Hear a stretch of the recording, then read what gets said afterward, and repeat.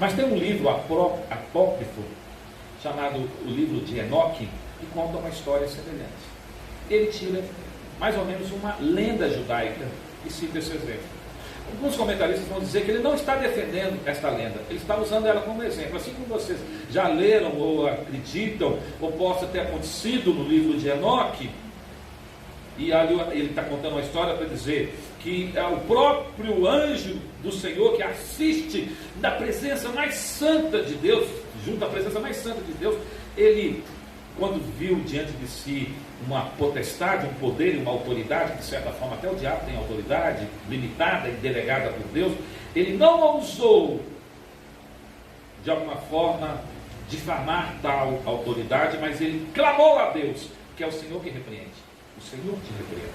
Então, nosso tempo não dá para explorar melhor este assunto, mas eu acredito que Judas não está defendendo aqui uma nova doutrina, uma nova ensinamento, uma informação extra-escritura, mas ele está se servindo de uma fonte histórica muito comum, que circulava na sua época. Estes, porém, versículo 10, quanto a tudo que não entendem, eles difamam. A pessoa não entende e sai difamando, ao invés de esclarecer. Isso é muito comum nos dias de hoje, né? Às vezes é mais fácil você sair reclamando do que depois você ter uma conversa séria com o pastor da igreja ou com aquela pessoa que você ficou em dúvida em uma coisa, sentar e não, me explica isso aqui melhor. É mais fácil sair reclamando. E quantas vezes a gente se dispõe, irmão, vamos sentar, vamos conversar, vamos tratar desse assunto, a pessoa vai e não consegue dialogar. Judas vai dizer, estes, porém, quanto a tudo que não entendem difamam, e quanto a tudo que não compreendem, por instinto natural, como brutos, sem razão, até nestas coisas se corrompem. Irmãos, o homem natural, veja bem, seres vivos, né, na natureza, os animais, que vivem no estado da natureza, Deus fixou para ele leis. Os animais vivem com leis fixadas, e eles respeitam essas leis. É muito interessante fazer um estudo biológico e notar como, né, procede, por exemplo, as manadas dos animais selvagens lá na África, os animais domésticos. Eles todos têm instintos que Deus estabeleceu, leis naturais. Eles não vão além disso. Não vão além disso. Esse dia eu estava vendo um vídeo muito legal, né, eu fiz só a sabedoria de Deus, de uma colmeia de abelha. Um apicultor filmou uma colmeia de abelha, que nessa chuvaiada que deu aí, encharcou a colmeia de água. E aí ele conseguiu com a câmera dar um macro lá, e ele filmou as abelhinhas fazendo o serviço de limpeza, tirando a água, né, com a boquinha delas, e pingando as gotinhas de água, uma após a outra. Elas estavam tirando a água de dentro da colmeia. E olha que maravilha, como é a estrutura de organização de uma colmeia. Até as abelhas sabem que tem que limpar a casa. Às vezes, né? Aí eu falo, o ser humano muitas vezes vive na bagunça, mas até as abelhas têm um instinto de organização que Deus fixou para elas. Mas é interessante, meus irmãos, que essa mesma lei natural que deveria servir também para reger as relações humanas, dada lá no Éden, antes da queda, depois do pecado, essas leis naturais foram como uma forma, não a lei natural, mas o homem corrompido não se submete a isso, nem mesmo a lei natural. Ele resiste à própria lei natural. É nesse sentido que eu entendo que Paulo vai dizer lá em Romanos capítulo 1, tendo as mulheres abandonado o modo natural, se inflamaram umas com as outras, cometendo também torpeza. Está falando sobre relação sexual de mulher com mulher. Paulo fala, elas abandonaram o estado natural da natureza, a lei da natureza. A lei da natureza que Deus fixou é que homem e mulher devem se atrair mutuamente, coabitar e ter filhos. A relação sexual entre macho e fêmea. Até na natureza você vê relação sexual entre macho e fêmea. Mas no homem, o ser humano, até a lei natural, ele rejeita, ele abandona. Ela não serviria para salvá-lo, mas moralmente, se o homem seguisse a lei natural, moralmente falando, ele seria muito melhor. Ele seria muito melhor. O Judas, ele continua aqui fazendo aplicações em relação a estes ímpios, dando exemplos. São sonhadores, místicos, são anarquistas, eles rejeitam autoridades, eles também são maledicentes, eles gostam de falar mal. Versículo 11, ai deles, porque perseguiram pelo caminho de Caim, movidos de ganância, se precipitaram no erro de Balaão e pereceram na revolta de Corá. Mais uma vez ele usa 3 exemplos do Antigo Testamento para ilustrar o exemplo da impiedade desses homens. O caminho de Caim, meus irmãos, é o caminho do assassinato, dos crimes hediondos. Eles também é o caminho da rejeição a Deus, porque você, quando lê Gênesis 4, eu consigo ver ali de alguma forma Deus se aproximando de Caim amorosamente. Deus fala: Caim, eu estou vendo o que você está querendo fazer, não faça, domine esse desejo, reprima isso. E Caim não deu ouvidos a Deus, de uma forma incrédula. Ele rejeitou o bom conselho do Senhor, ele rejeitou a advertência divina, e ele cometeu então um assassinato, matando seu irmão Abel. E com isso, meus irmãos, foi banida a presença de Deus. E Caim nunca demonstrou o interesse de ser restaurado. Pelo contrário, a maior preocupação dele era em sobreviver e não ser assassinado por um outro que viesse vingar Abel. Recusou-se a ter um relacionamento com Deus, porque Caim visava somente lucro. Isso, como é que eu afirmo isso? Quando você vê ali o que precipitou aquele assassinato por motivo torpe, fútil: inveja. Porque quando ele e Abel subiram para adorar o Senhor e deram sacrifícios, Deus aceitou Abel e o seu sacrifício, mas Deus rejeitou Caim, consequentemente receitou sua oferta também. E Deus abençoou Abel, e a bênção sobre Abel fez com que Caim revoltasse, porque ele queria também ganhar alguma coisa. Irmãos queridos, quando a pessoa fala assim: eu quero Deus, mas não quero doutrina não. Eu quero Jesus, mas não quero também teologia. Eu quero crente. E acha que né, o crente primitivo, né? Na realidade, a pessoa está passando a seguinte mensagem: quando ela fala, eu não quero Deus, eu quero Deus, mas não quero teologia, ela está dizendo assim: eu quero as bênçãos de Deus, mas não quero conhecê-lo. Né? A teologia nos ensina: não quero conhecê-lo. Quando ela fala assim, eu quero Jesus, mas não quero doutrina, ela está dizendo assim: eu quero apenas as bênçãos de Jesus, mas não quero seus ensinos, não quero segui-lo. E doutrina impõe que alguém deve seguir. Você aceita ou rejeita a doutrina. Não dá para você ficar neutro, passivo. Ou você aceita aquele conjunto de ensinamentos, que nós chamamos de doutrina, ou você rejeita. Foi isso que aconteceu com Caim. E aí progressivamente ele cita Balaão. E qual que foi o erro de Balaão? Balaão, meus irmãos, ele não amava a Deus e o seu povo. Ele não tinha compromisso de fidelidade com Deus e de amar o seu povo. Ele era um profeta itinerante e que o seu interesse era dinheiro. Quem pagava, levava. Ele foi contratado para amaldiçoar Israel. Não conseguiu, porque Deus usou até uma mula para refrear Balaão daquela blasfêmia. Ele desejava levar o povo de Deus a pecar.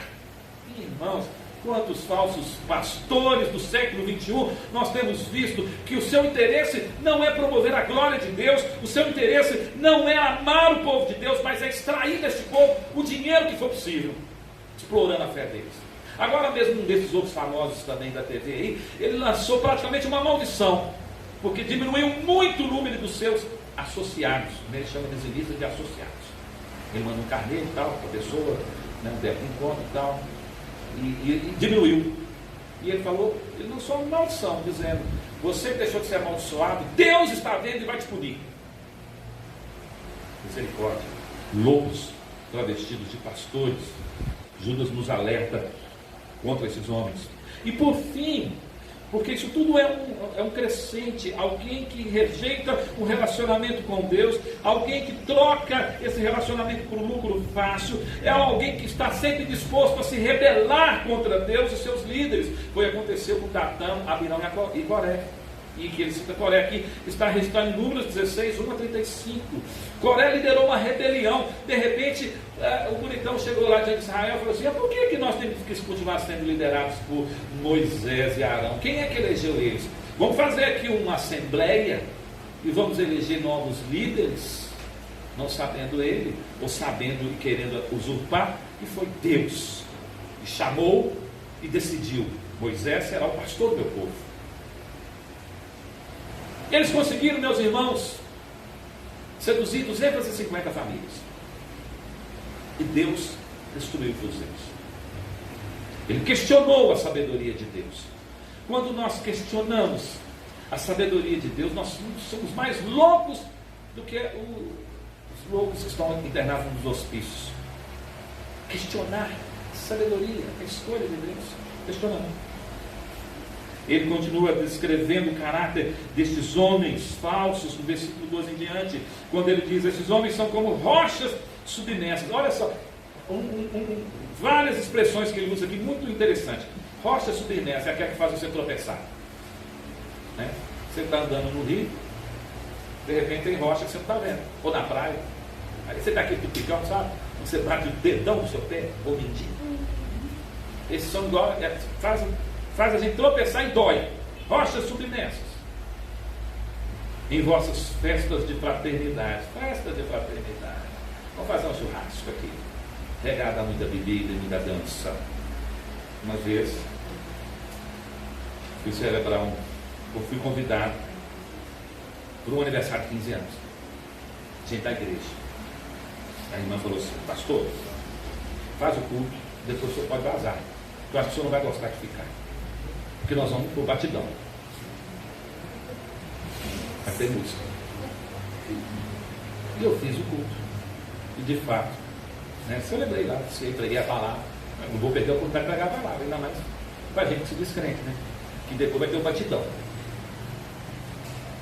E peguei minha família, ó, bati e embora, e retirado. No batidão foi lá na minha casa. Batidão significa que nós vamos ter um baile aqui, nós vamos dançar e aí não quero imaginar, né? Foi melhor. Então a verdade é que essas pessoas, nas suas festas de fraternidade, são como rochas submersas que fazem a gente tropeçar, banqueteando-se juntos sem qualquer recato. Tá nem aí, sem qualquer recato. Pastores que a si mesmos se apacentam. Nuvens sem água. Impelidas pelos ventos, não serve para nada, nem para fazer sombra. Árvores em plena estação dos frutos destes desprovidos. Jesus certa vez olhou uma figueira, desejou comer e não tinha figo, e ele amaldiçoou. Porque ele espera encontrar nos crentes frutos.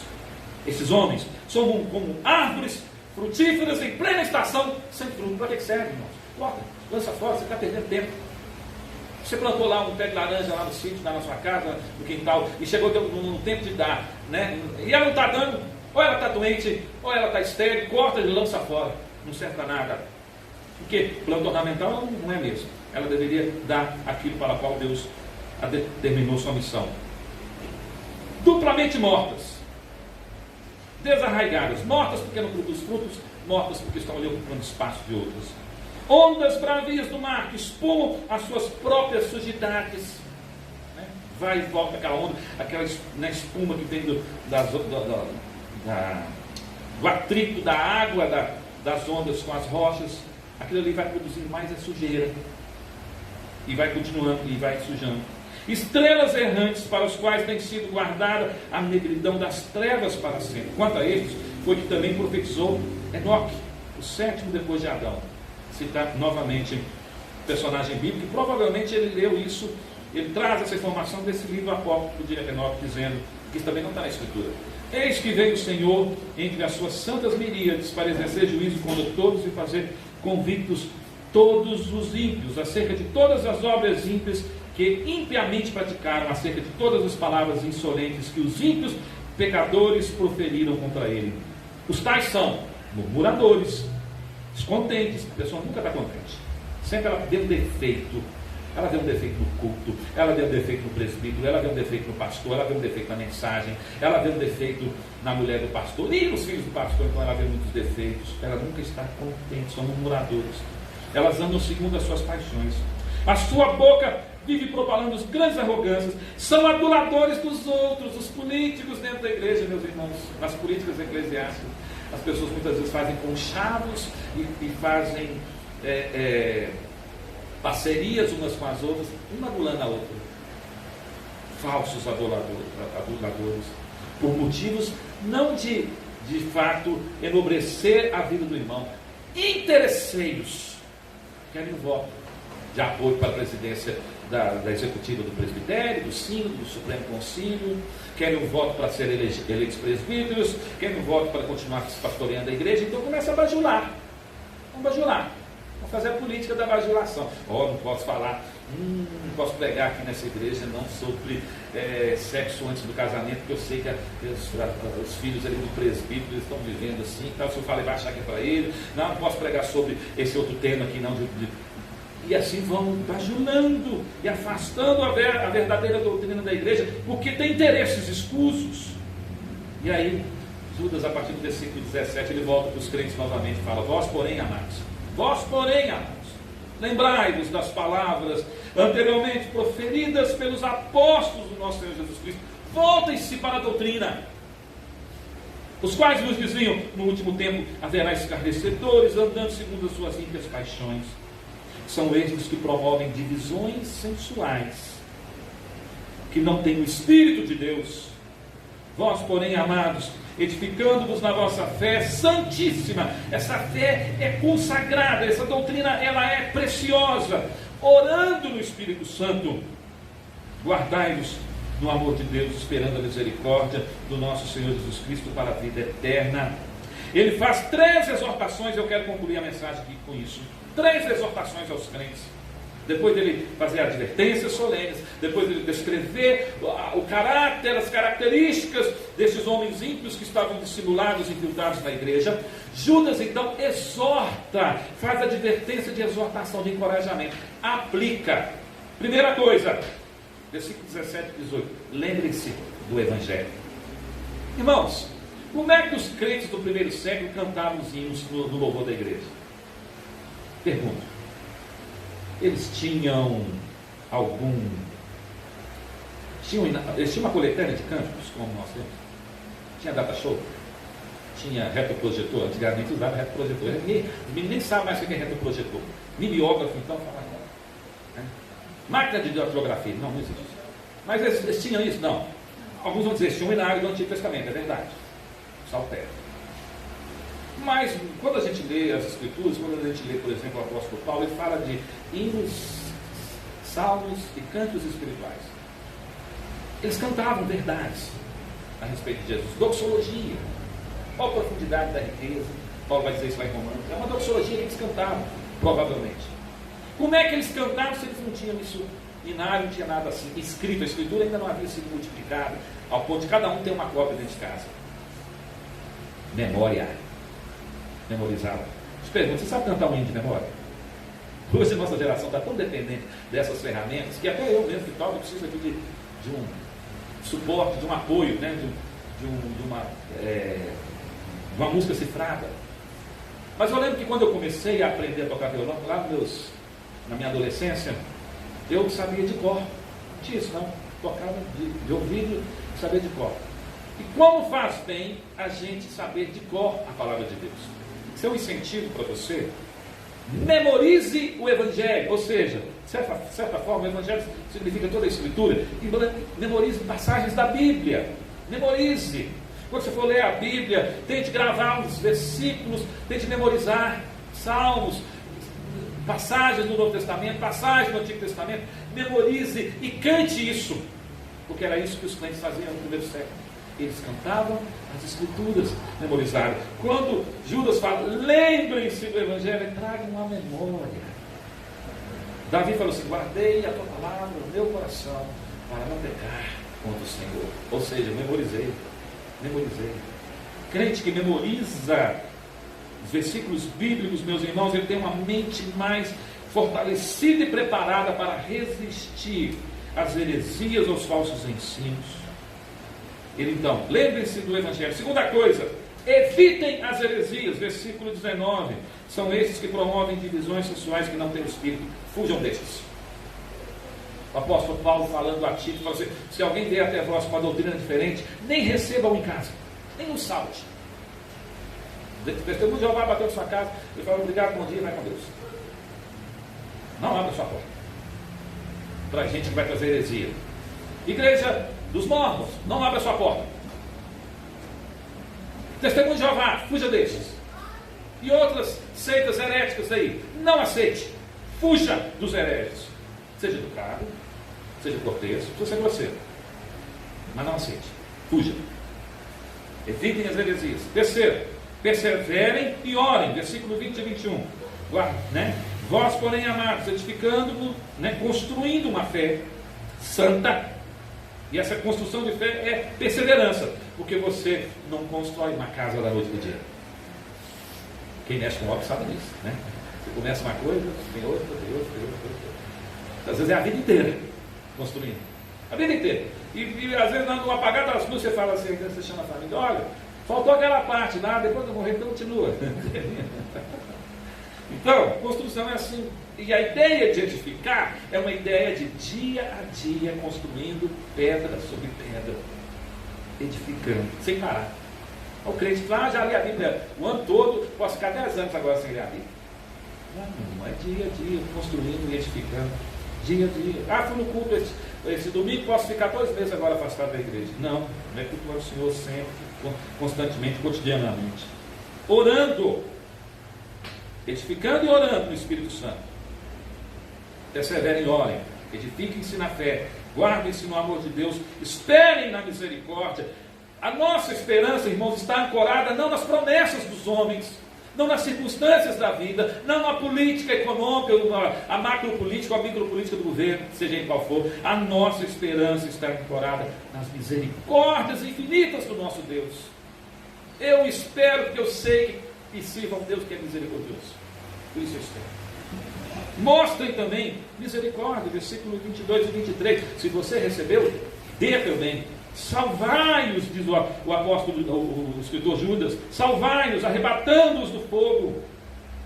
Compadecei de alguns que estão na dúvida, versículo 22. Porque tem gente, meus irmãos, que ele não é um infiltrado, mas ele está em crise de fé, está em dúvida.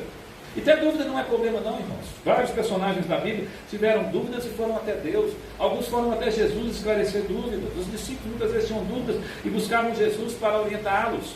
E às vezes a pessoa de fato ela está em dúvida. De repente ela recebeu um falso ensino, mexeu com a cabeça dela. Então o que ele fala? Salvem essas pessoas, tirem ela desse meio.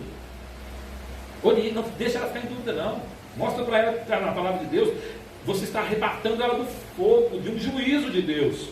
Quanto aos outros, sede também compassivos em temor, detestando até a roupa contaminada pela carne. É uma expressão aqui ideológica para dizer que de alguma forma não sobra nada desses dissimuladores, até a roupa deles estão contaminadas. E ele encerra, meus irmãos, essa carta, talvez a doxologia mais linda do Novo Testamento. Olha que coisa maravilhosa, ele encerra com louvor. Ele começa louvando e encerra com louvor. Ele encerra falando da misericórdia, da paz e do amor do Senhor. E ele encerra dizendo: ora, aquele que é poderoso para vos guardar de tropeços e para vos apresentar com exultação imaculados diante da sua glória, ao único Deus, o nosso Salvador, mediante Jesus Cristo, Senhor nosso. Aí fala palavras de adoração, glória, majestade que se aplica a Deus, império e soberania que se aplica a Cristo, glória que se aplica ao Pai, ao Filho e ao Espírito Santo, antes de todas as eras, Deus eterno, e agora, e para todos sempre, para todos os séculos. Amém. Que Deus nos abençoe, que possamos aprender com Judas nessa noite, a defender a fé. É uma prova de amor. Falar, não abra mão da palavra. Amor a Deus. Fugir dos falsos líderes e dos hereges. A perseverar, a orar, a esperar na misericórdia e aplicá-la também nas nossas relações. Que o Senhor nos abençoe a todos. Vamos orar mais uma vez. Pai bendito, Deus eterno, nós te bendizemos e te exaltamos. Glorificamos o teu nome. E te rogamos agora que aplique em nós tudo aquilo que nós ouvimos. Sustenta a nossa fé. Dai-nos sabedoria e discernimento. Afasta-nos dos homens maus, ímpios, dissimulados, falsos crentes, falsos pastores, que muitas vezes se infiltram dentro do rebanho para perverter o nosso bom caminho, o caminho de Cristo. Aumenta-nos a fé, multiplica sobre nós bênção sem medida. E ó Deus, faça-nos sempre melhor, adoradores e servos, para o louvor e glória do teu nome. Assim oramos em nome de Jesus. Amém. Nós podemos, que ficou em pé, pode se sentar. Nós vamos dar continuidade ao culto agora, ministrando a ceia do Senhor. Então eu gostaria de convidar aqui, para estar perto de mim, próximo aqui, o irmão presbítero Hélio e Tiago.